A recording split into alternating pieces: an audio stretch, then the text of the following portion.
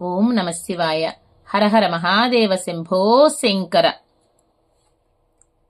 ఈరోజు మనం కార్తీక పురాణం 19వ అధ్యాయం విందాం.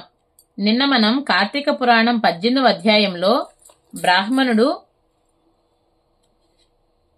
కర్మాచరణ గురించి తెలుసుకున్నాము.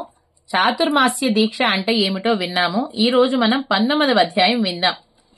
వీడియోలోకి వెళ్లే ముందు చిన్న మనవండి, ఈ వీడియో చూసే ముందు ఒక్క చిన్న లైక్ చేసి ఓం నమ శివాయ అని కామెంట్ చేయండి. మీరిచ్చే చిన్న లైక్ కామెంటు నా ఛానల్ గ్రోత్ కి ఎంతో సహాయపడుతుంది. నా ప్రీవియస్ వీడియోస్ లైవ్స్ కూడా చూసి నచ్చితే లైక్ చేయండి. ఇప్పుడు మనం కథలోకి వెళ్ళిపోదాం. ఈ రోజు కార్తీక పురాణంలో చాతుర్మాస్య వ్రత మహత్యం విందాం. నైమిశారణ్యమునందు మునులు అందరూ కూడా భగవంతుని స్తుతించి వినమ్రులై నిలిచారు. అప్పుడు భగవంతుడు జ్ఞానసిద్ధునిగాంచి, జ్ఞానసిద్ధ, నీకు కావలసిన వరము ఏదైనను అడుగుము, నేను ఇచ్చేదను అని అన్నాడు. అప్పుడు జ్ఞానసిద్ధుడు, గోవిందా, నీకు నాపై దయ ఉన్నచో నీ స్థానము ఇమ్ము, ఇంతకంటే నాకు మరే కోరికలు లేవు అని చెప్పగా ఆ భగవానుడు ఇట్లు చెప్పెను, జ్ఞానసిద్ధ, నీ కోరిక సిద్ధించగలదు. అయినను ఒక విషయం చెప్తున్నాను విను. లోకములో కొందరు దురాచార వర్తనులుగాను బుద్ధిహీనులుగాను ఉన్నారు. వారి పాపములు నశించి ముక్తి కలిగించు ఒక వ్రతమును తెలుపుతున్నాను వినుము. మునీశ్వరులారా, మీరు కూడా శ్రద్ధగా వినండి.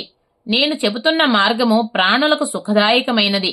నేను ప్రతి సంవత్సరమునందు ఆషాఢ శుక్ల దశమి నాడు లక్ష్మీ సమేతముగా పాలసముద్రమునందు నిద్రించి కార్తీక శుక్ల ద్వాదశి నాడు మేల్కొంటాను. నాకు నిద్రాసుఖమునసుగు ఈ మాస చతుష్టయమునందు యథాశక్తిగా వ్రతములు ఆచరించేవారు సమస్త పాపముల నుండి కూడా విముక్తి పొంది నా సన్నిధికి చేరుకుంటారు. ఈ 4 మాసములలో ఏ వ్రతము కూడా చెయ్యనివాడు నరకమందు పడతాడు. ఆ ఆజ్ఞ మీరి ఎవడు మూర్ఖత్వముతో ఈ చాతుర్మాస్య వ్రతమును ఆచరించడో వాడు బ్రహ్మహత్యా పాతకమును పొందును. నిజమునకు నాకు నిద్ర కాని, మాంద్యము కాని, రోగము కాని, దుఃఖము కాని, జన్మ కాని, ముదిమి గాని, లాభములు కాని లేవు. నిద్రలకు ఆగలేక నేను పాలసముద్రమునందు శయనించటం లేదు. నా యందు భక్తి శ్రద్ధలు కలవారు ఎవరో పరీక్షించే నిమిత్తము నేను నిద్రయ్యను మిషతో శయనింతును. కనుక నా ఆజ్ఞను అనుసరించి చాతుర్మాస్య వ్రతము ఆచరించువారు పాప విముక్తులగుదురు. నీచే చెయ్యబడిన నా స్తోత్రమును ప్రతి దినము కూడా త్రికాలమందు పఠించువారు నా అనుగ్రహము పొంది అంతమున నా సన్నిధికి చేరి సుఖపడుదురు అని చెప్పి లక్ష్మీ సమేతముగా పోయి ఆషాఢ శుక్ల దశమి నాడు క్షీరసముద్రమునందు కల ఆదిశేషుని తల్పంపై శయనించెను. కనుక ఓ బ్రాహ్మణోత్తమ, ఈ చాతుర్మాస్య వ్రతము అన్ని వ్రతములలో కూడా ఉత్తమైన వ్రతమని గ్రహించుము. పాపాత్ములు కాని, పుణ్యాత్ములు కాని, మునులు కాని, బ్రహ్మ క్షత్రియ శూద్రులు ఎవరైనా సరే అందరూ కూడా ఈ వ్రతము తప్పక చేయవలెను. వితంతువు కాని, పుంస్త్రీ గాని, సన్యాసిని కాని ఈ చాతుర్మాస్య వ్రతము తప్పక చేయవలెను. చాతుర్మాస్య వ్రతము నాచరించువాడు 100 యజ్ఞముల ఫలమును పొంది తుదకు విష్ణు సన్నిధికి ఏగును.